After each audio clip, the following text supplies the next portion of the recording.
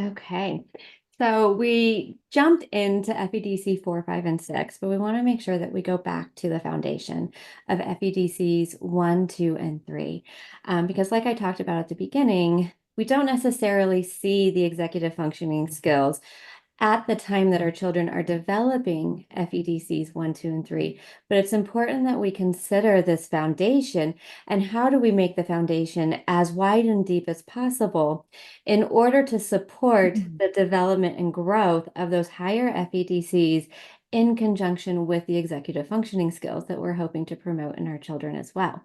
So when we think about FEDC1, our children need to be able to maintain their regulation while having that emotional availability for the interaction. If we think about those play scenarios, this is where FEDC1, that foundation, really helps us support that. So we have that ability to maintain our regulation while we're layering those emotional themes, the cognitive flexibility, the empathy into those interactions.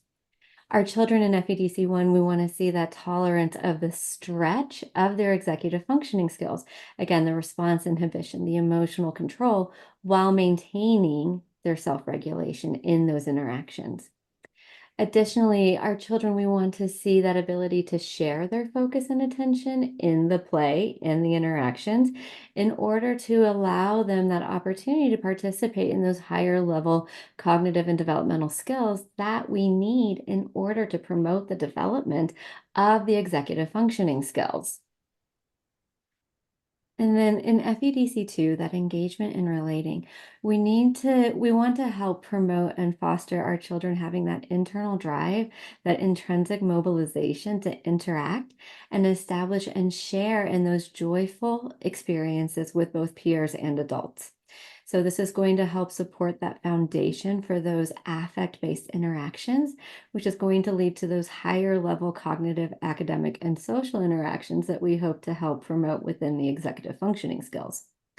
And then that emotional connectedness is that foundation for the development of the following executive functioning skills. So again, this is going to be that foundation. It's going to allow our children to expand into these executive functioning skills as their development progresses of theory of mind, metacognition, and then working memory. And then when we think about FEDC3, we want to make sure that we are helping to promote that intentionality within the purposeful communication of our children. That intentionality is crucial in explaining and expressing ideas in play, plans, events, etc. And so we want to see that intentionality within that communication of our children that we're supporting in their development. When we're thinking of the executive functioning skills that FEDC3 helps to support and promote, we're going to think about the planning, initiation, persistence, and that sustained attention. So in conclusion, how do we pull all of this together? So we want to make sure that we're thinking about that integration, the integration of everything. We know in DIR Floortime that we want to make sure that we are promoting and celebrating all of the unique individual developmental progressions that our children are on, while we are supporting and celebrating their unique individual differences, their FEDC development, and their executive functioning development.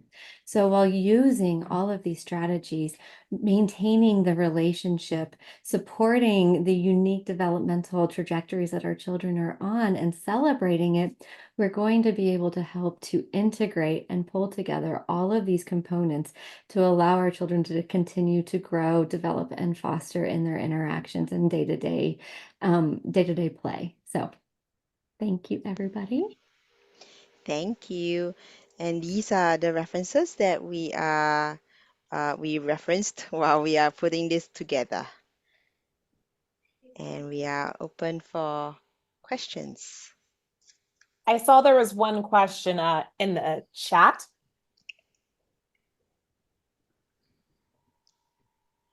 Yep. So how can you help a child with difficulty in executive function like planning and cognitive? Uh, so it was a new case. Um, yeah. Is how do you pronounce that name? I Gabe, I Gaby.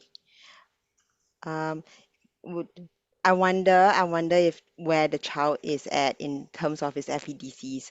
So as we have seen, we have structured it in different FEDCs because in different FEDCs we are looking at different executive function. So we are not able to um, answer that exactly because I have no idea which FEDC the kid is at. Um, but if you want to unmute and talk, we can sort it out. Do floor time. Do floor Yes, time. That's the answer. Do floor time. correct. I agree. And I think just through supporting the FEDCs, right, that's going to naturally kind of help harness those other executive functioning skills because there is such a correlation between the two of them. It doesn't immediately seem like it when you think about it, but when you really look at the floor time, when you really break down the FEDCs, they really do help to support and develop each other naturally.